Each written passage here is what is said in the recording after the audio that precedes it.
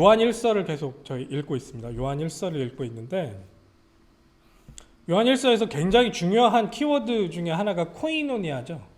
저희 교제하는 그 단어가 굉장히 중요한 키워드이고요. 계속해서 나와지고 있습니다. 이것은 관계에 대한 이야기가 포함되어 있음을 우리들이 알고 있죠. 네, 계속 그 내용들을 오늘 또 함께 깊이 있게 좀 나눠가면서 보게 될 텐데요. 여러분들의 한 주간은 어떠셨습니까? 예, 저는 이번 한 주간 잘 지내긴 했는데 한 주간 삶을 살면서 좀 여러 가지 부침들이 있었어요. 좀 마음이 어렵고 힘들고 뭐 이번 한 주간뿐만이 아니죠. 저희들이 삶을 살아가면서 계속 마주하는 그런 것들인데 저를 굉장히 막 어쩔 때는 화가 나게 하고 어쩔 때는 또 짜증도 나게 하고 하는 게 관계더라고요. 관계. 제 주변에 있는 사람들과의 관계가 저로 하여금 제 마음을 굉장히 들쑥날쑥하게 하는 그런 주제가 되기도 합니다. 이번 한 주간도 좀 그런 것들을 많이 경험하는데 뭐 제가 일을 하면서도 동료들과도 뭐 좀 부딪히기도 하고 지속적으로 그리고 또 우리 가족들하고도 계속 뭔가 이렇게 크고 작은 일로 서로 다투고 서로 상처 주고 계속 그런 일들이 반복되는 거 있죠. 근데 우리들의 일상을 보면 우리들의 삶을 바라보면 그게 너무나도 당연하죠. 계속 그것들이 반복되어지는 것들을 우리들이 확인하게 됩니다. 그래서 또 다시 잠시 멈췄어요. 잠시 멈추고 지난주 우리 목사님이 이렇게 나눠주셨던 그런 하나님 말씀도 좀 기억하고 또 저는 나눌 이 말씀에 대해서 계속해서 묵상을 하다 보니까 하나님이 좀 중요한 것들을 좀 보게 하시는 것 같아요. 저도 잠깐 멈추고선 야, 내가 왜 이렇게 관계 때문에 힘들어하지? 그리고 내가 왜 이 삶 가운데서 계속해서 어려워하지? 라고 질문하기 시작했어요. 이게 굉장히 중요한데요. 저 삶 가운데서 잠시 멈추고 그렇게 질문을 하다 보니까 한 두 가지가 제 안에서 딱 깨달아지더라고요. 내가 왜 이렇게 짜증이 날까? 내가 왜 이렇게 화가 날까? 첫 번째가 제가 갖고 있는 그런 기준이랑 제가 갖고 있는 생각 그리고 제가 뭔가 되어야 된다고 생각하는 그런 방향성들 이런 그런 게 있잖아요. 이제 그것대로 나와 관계하고 있는 상대방이 행동해 주기를 원하고 있어요. 근데 그 사람이 내가 생각하는 기준이랑 다른 행동을 하면 그때부터 막 이 안에서 뭐가 올라오는 거예요. 아우, 저 사람 왜 저렇게 행동하지? 왜 저런 이런 게 잘 뜯어놓고 보고 가만히 찬찬히 들여다보니까 내가 생각하는 거랑 다르니까 그게 화가 나는 거예요. 그 사람이 잘못했고 잘했고를 떠나서 우선은 그 기준이 나의 생각과 나의 내가 여태까지 했던 경험이었구나. 그거랑 다르니까 막 이 안에서 부글부글 끓는 거 있죠. 그러면서 이상한 생각도 하게 되고 그 사람을 미워하는 마음도 이 안에서 막 올라오기도 하고 뭐 이해 안 되고 그 사람에 대해서 막 안 좋은 생각을 계속 하게 되고 근데 그게 안 좋은 생각을 하게 되면서 끝나면 되는데 그게 제 기분과 제 모든 것들을 좌지우지하는 거예요. 그러면서 저의 모든 무드를 굉장히 어두운 것으로 계속 몰고 가는 것들을 좀 경험했습니다. 두 번째는 좀 비슷한 내용이기도 한데요. 제가 계획했던 대로 일이 안 흘러가면 막 조바심 나고 너무 화가 나고 짜증이 나는 거예요. 특히나 일을 하다 보면 뭔가 데드라인이 있고 그때까지 뭔가 일이 딱 진행이 돼야 되는데 그리고 그 진행되어야 되는 모양이 제가 막 구상해 놓은 게 있잖아요. 물론 그런 것들이 중요하지만 그것과 조금이라도 틀어지면 그때부터 막 굉장히 집착하면서 이게 왜 이렇게 되냐면서 막 내 스스로를 달달 볶기도 하고 상황을 계속 그것으로 짜증나게 바라보고 있는 그런 제 자신을 계속 바라봅니다. 한 이런 두 가지 때문에 결국에는 내 삶을 그리고 내 주변에 있는 사람들을 계속 상처 주면서 상황을 계속 악화시키고 있는 그 중심에 내가 있었구나라는 걸 좀 발견한 거예요. 여러분들의 삶은 어떻습니까? 지금 여러분들이 하루하루를 이렇게 살아가고 계시는데 여러분들의 삶 가운데서는 이런 그런 어려움들이 있진 않으신지 좀 한번 물어보고 싶어요. 근데 저는 그런 것을 계속해서 경험하고 있구나라는 것을 좀 보게 됐어요. 여기 계신 분들은 다 아실 거예요. 지금 제가 말하고 있는 나를 중심으로 나의 생각과 나의 기준 그리고 내가 만들어 놓은 그런 어떤 하나의 형태의 것들을 계속 추구하는 것 자체가 우리 삶을 얼마나 지옥으로 만들게 되는지 성경에서 계속 우리들에게 경고하고 있음을 우리들은 계속 말씀을 통해서 보아왔던 것을 기억하실 겁니다. 이것이 우리들의 영혼을 얼마나 좀먹고 이것으로 말미암아 우리가 얼마나 지옥 같은 삶을 살도록 우리가 내몰려지는지 우리들은 알고 있어요. 그래서 성경에서는 이런 나만을 추구하는 내 기준을 가지고 내 법을 가지고 내 인생을 설계하고 살아가는 그런 모습을 죄라고까지 이야기한다라는 것을 우리는 알고 있습니다. 성경에서 그걸 굉장히 경고하고 있어요. 왜냐하면 이게 우리 공동체도 파괴하고요. 내 인간 한 명 스스로도 파괴하고요. 내 영혼까지 완전히 파괴하는 것을 성경에서는 계속 얘기하고 있어요. 나를 지속적으로 추구를 하게 된다면 그리고 내가 만들어 놓은 기준을 계속적으로 추구하게 된다면 하나님을 계속 조롱하고 하나님을 계속해서 내 마음 가운데서 몰아내는 그런 결과들이 계속 반복된다라는 것을 성경은 끊임없이 이야기하고 있고 우리들의 삶 가운데서 우리도 경험하면서 그것의 파괴성에 대해서 우리들이 느끼고 있습니다. 성경에서는 그곳에서 빠져나와야 됨을 계속 우리들에게 얘기하고 있어요.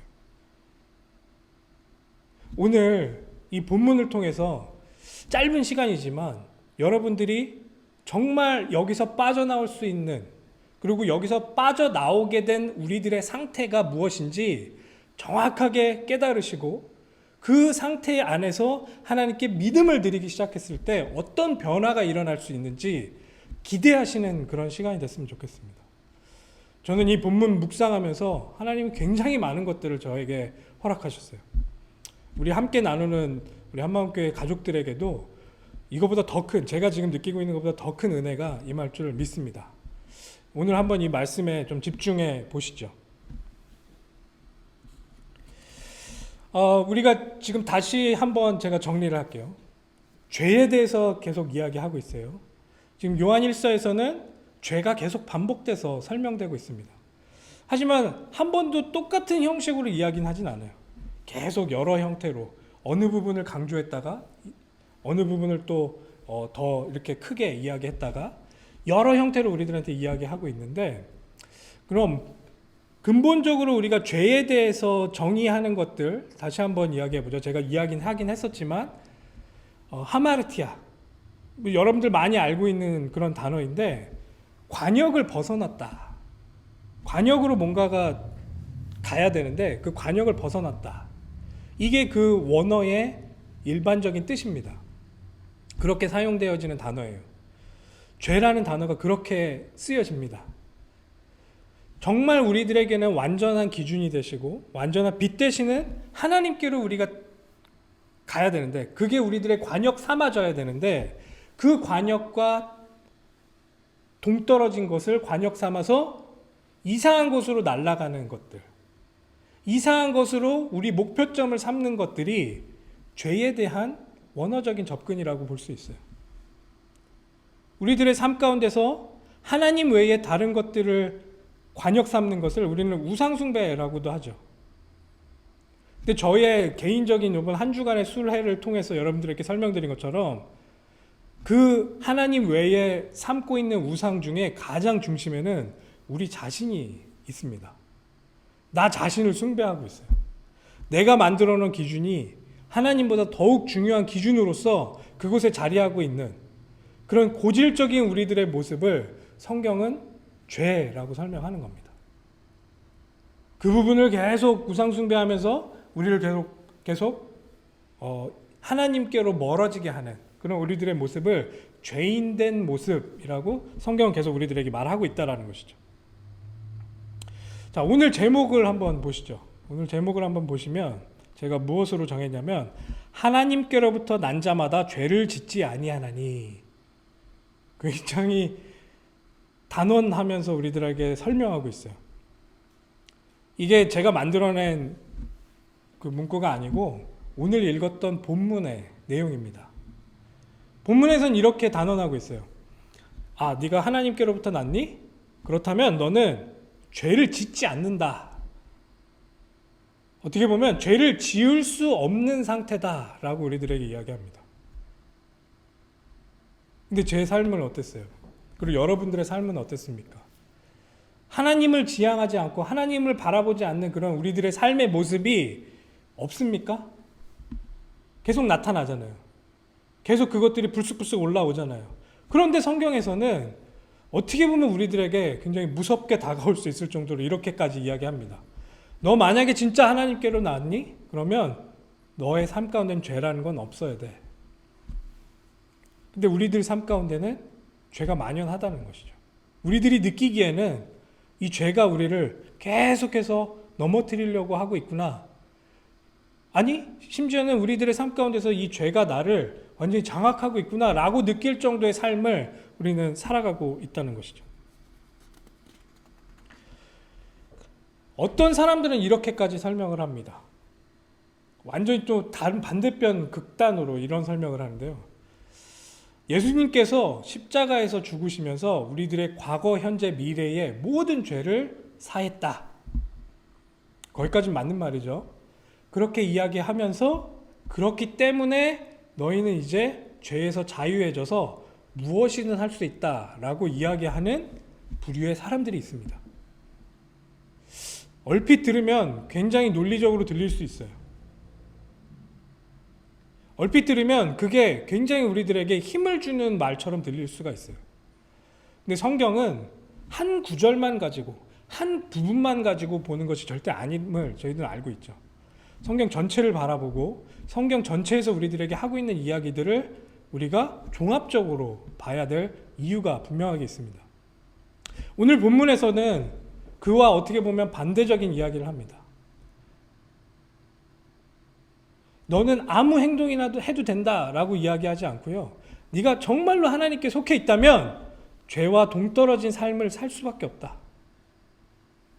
너는 그 죄에서 벗어난 사람으로서 너는 그런 신분으로 그것을 누리면서 살아가는 그런 사람이 될 것이다. 이 말인 즉슨 우리들의 삶에 죄가 점점 사라져감을 내포하고 있다는 얘기죠.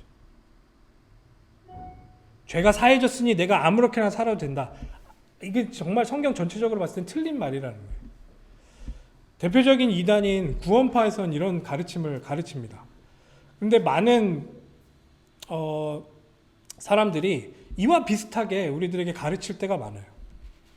하지만 여러분 정말 성경을 전체적으로 보시고 오늘 본문을 좀 제대로 들여다보시다 보면 아, 내가 여기에서 어떤 선택을 해야 되고 어떤 하나님 앞에서의 믿음을 드려야 될지 좀 선명하게 보이실 줄 믿습니다. 우선은 이런 가르침은 아니구나 라는 것을 여러분들 정확하게 아시고 다시 한번 본문으로 좀 돌아가 보죠.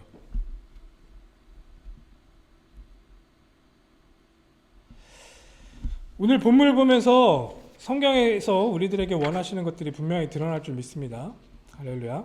자, 1절부터 한번 같이 보시죠. 성경이 있으신 분들은 성경을 펴고 같이 눈으로 읽어가면서 우리 오늘 내용을 정리해보죠. 보라, 아버지께서 어떠한 사랑을 우리에게 베푸사 하나님의 자녀라 일컬음을 받게 하셨는가. 우리가 그러하도다. 그러므로 세상이 우리를 알지 못함은 그를 알지 못함이라. 2절, 사랑하는 자들아, 우리가 지금 하나님의 자녀라. 장래에 어떻게 될지는 아직 나타나지 아니하였으나 그가 나타나시면 우리가 그와 같은 줄을 아는 것은 그의 참모습 그대로 볼 것이기 때문이니 라고 설명을 합니다. 여기에 굉장한 클루가 들어있습니다. 우리들로 하여금 아까 제가 제목으로 삼았던 것처럼 하나님께 속한 사람은 죄인이 될 수 없다, 죄를 질 수 없다 라고 선언처럼 우리들에게 해주었던 이야기에 아주 중요한 시작점이 여기서 선포되고 있어요. 무슨 말이냐? 우리가 하나님의 자녀가 됐다라는 것에서 모든 것이 시작되는 거예요. 우리가 하나님의 뭐가 됐다고요? 자녀가 됐다. 하나님의 자녀. 우리가 하나님의 자녀. 이 지금 기자는요, 어떠한 사랑을 우리에게 베푸사 이러면서 굉장히 놀라움을 이 안에 포함하면서 시적으로 이것을 표현하고 있어요. 이 원어로 보면은 더 그것을 느낄 수 있다고 합니다. 이 지금 기자가 하나님께서 우리에게 퍼부어 주시는 그 놀라우신 사랑이 무엇인지 감격의 감격을 느끼면서 이 어떤 사랑이 우리에게 이렇게 임해져서 우리가 하나님의 자녀가 됐구나. 내가 하나님께 속해진 하나님의 자녀가 됐구나.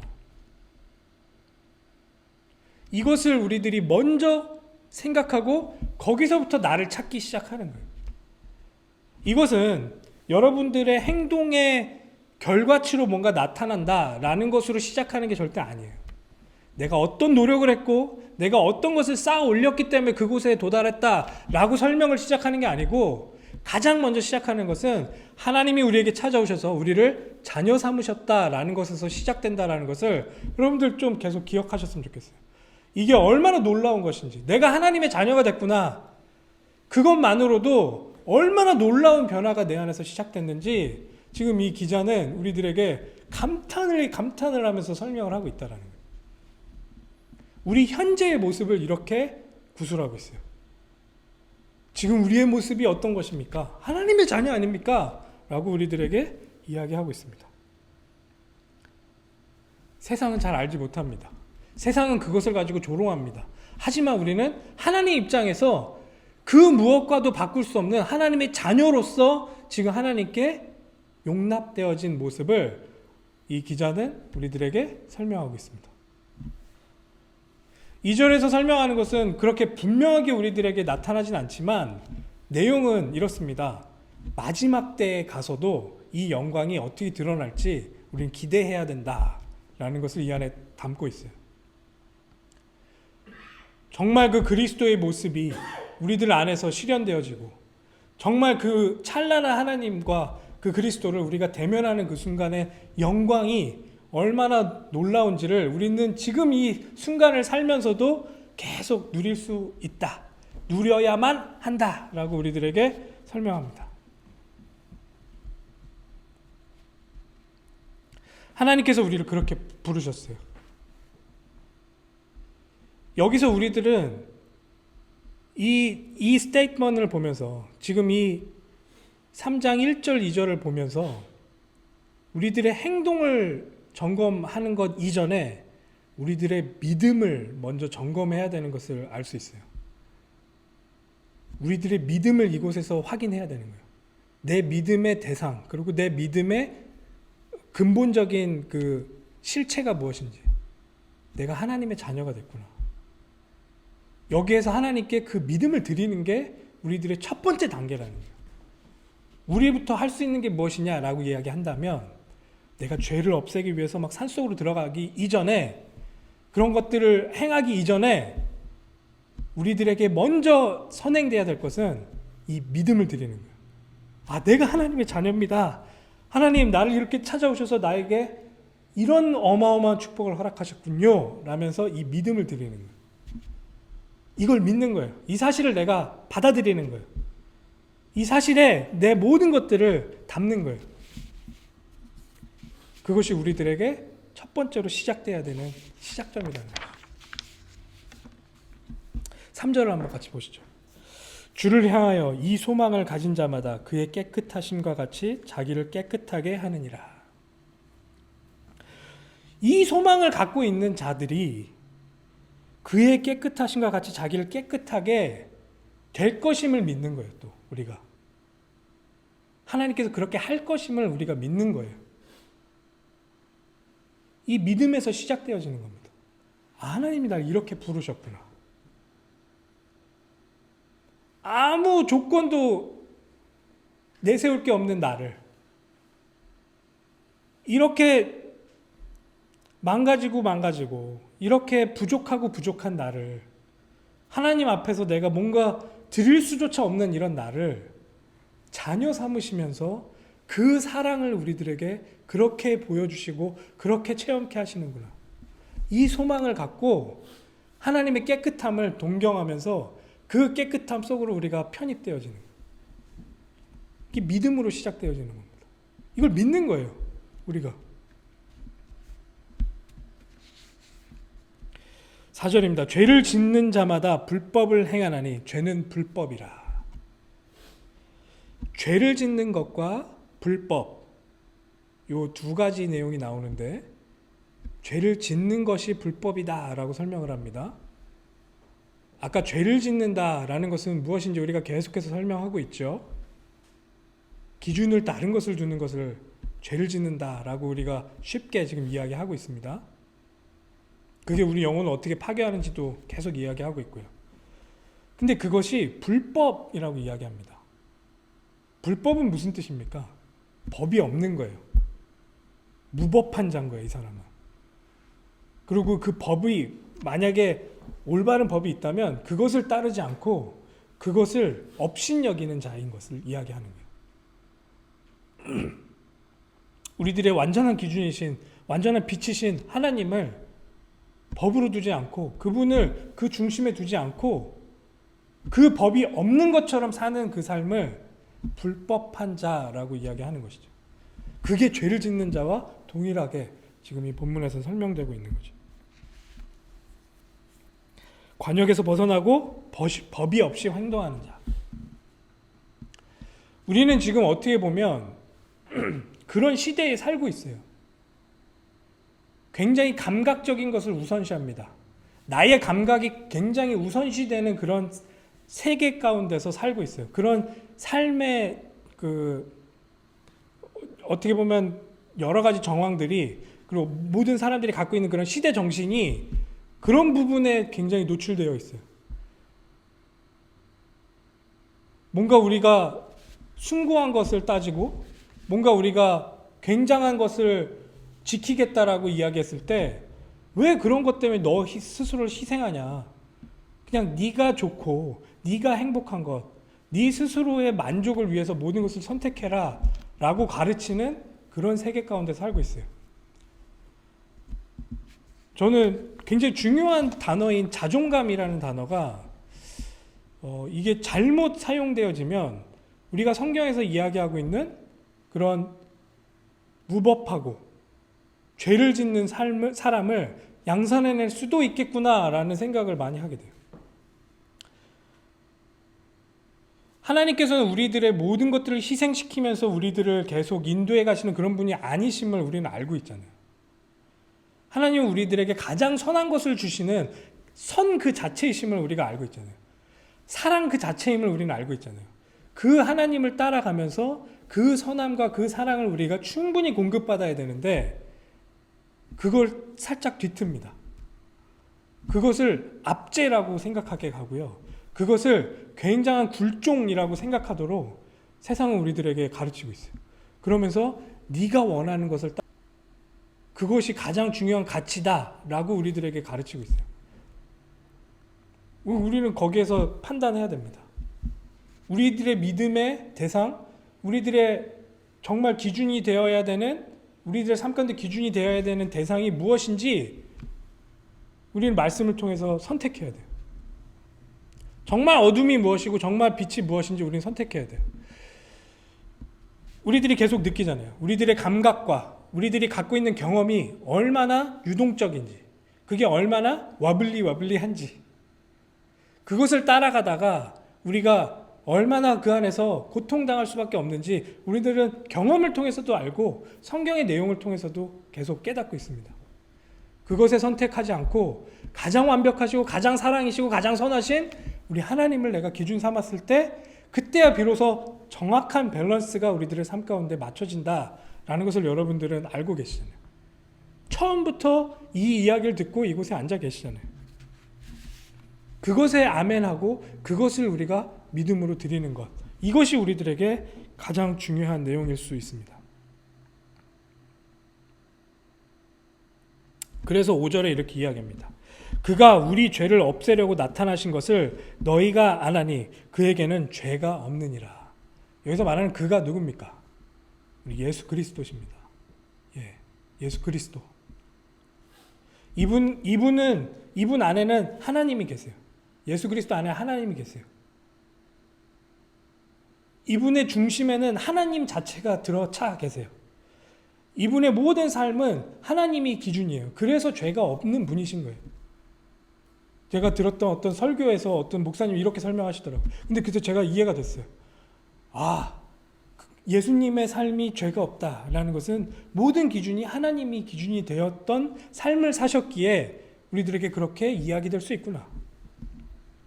그 죄가 없는 분이 우리를 기준 삼아서 살아가고 있는 우리 인류를 구원하기 위해서 십자가에서 대속물로 죽으셨단 말이죠. 우리의 그 죄를 없애기 위해서, 우리가 더 이상은 나를 기준 삼고 살지 않아도 되는 존재로 우리를 건져내기 위해서 예수님께서 십자가에서 못 박혀 돌아가신 겁니다. 자, 여러분들은 십자가를 믿습니까? 십자가의 능력을 어떻게 여러분들이 체험하고 계십니까? 그러면 여기서 조금 더 근본적으로 십자가의 능력, 그게 뭡니까? 십자가 위에서 어떤 일이 일어나야 됩니까? 십자가 위에서 내 스스로, 내 자아가 죽는 거예요. 예수님께서 그렇게 돌아가신 것처럼 내 스스로가 그 위에서 사라지는 겁니다. 계속 죽는 거예요. 그러면서 내 안에 누가 살아요? 그리스도가 사시는 거예요. 내 안에 하나님께서 사시는 겁니다. 그 십자가를 통해서 내 자아가 깨지고 부서지고 결국엔 하나님이 남는 그런 삶으로 들어가게 되는 거예요. 우리의 죄를 그렇게 없애기 위해 법적으로도 없애셨지만 실제적으로 우리들의 삶을 그곳으로 인도하시기 위해 십자가라는 순종을 우리들에게 보이셨어요. 그럼 우리는 예수 그리스도를 쫓아간다. 예수 그리스도의 십자가의 보혈을 우리가 믿는다라는 말은 우리의 자아를 그곳에 못 박는다. 여러분들 침례를 받습니다. 침례를 받는 의미들이 굉장히 중요하게 있지만 우리 같은 경우에는 물속에 들어갔다 나옵니다. 우리가 죽고 다시 사는 그 예수 그리스도 안에서의 놀라우신 생명의 삶을 우리들이 세상 가운데 선포하는 것이 침례의 중요한 의미라는 것을 여러분들 알고 계시죠. 내가 이제 죽는 거예요. 그리스도의 십자가 앞에서. 그리고선 다시 태어나는 겁니다. 새 피조물이 되는 거예요. 그거 아니고서는 우리들의 죄 문제가 해결되지가 않습니다. 지금 이 요한은 우리들에게 이 부분을 설명하고 있는 거예요. 우리들의 신분에 대해서 설명하고 있는 거예요. 6절입니다. 그래서 이렇게 이야기할 수 있습니다. 그 안에 거하는 자마다 범죄하지 아니하나니 범죄하는 자마다 그를 보지도 못하였고 그를 알지도 못하였느니라. 예수 그리스도를 알지 못하면, 이 빛이 없으면 이 깜깜한 곳에서 내가 그렇게 죄를 짓고 살고 있다는 것조차도 알 수가 없어요. 하지만 그 빛이신 예수 그리스도가 내 안에 들어왔을 때, 십자가가 내 앞에 딱 섰을 때 우리의 모습이 그 안에서 훤히 드러납니다. 내가 이렇게 나 자신을 망가뜨리는 죄 가운데 살고 있었구나. 우리 사회를, 우리 공동체를 이렇게 망가뜨리면서 살고 있었구나. 하나님 앞에서 이렇게 범죄한 자로 이런 삶을 살고 있었구나 라는 것이 드러납니다. 이제는 이 예수 그리스도의 십자가의 의미가 이해되어지면 더 이상 그 삶으로 돌아가지 않는다는 것이죠. 돌아갈 수가 없습니다. 그 삶이 무엇인지 우리는 알았기 때문에. 7절입니다. 자녀들아, 아무도 너희를 미혹하지 못하게 하라. 의를 행하는 자는 그의 의로우심과 같이 의롭고. 계속해서 하나님께서 우리들에게 응답을 허락하십니다. 우리들이 그 하나님의 자녀가 됩니다.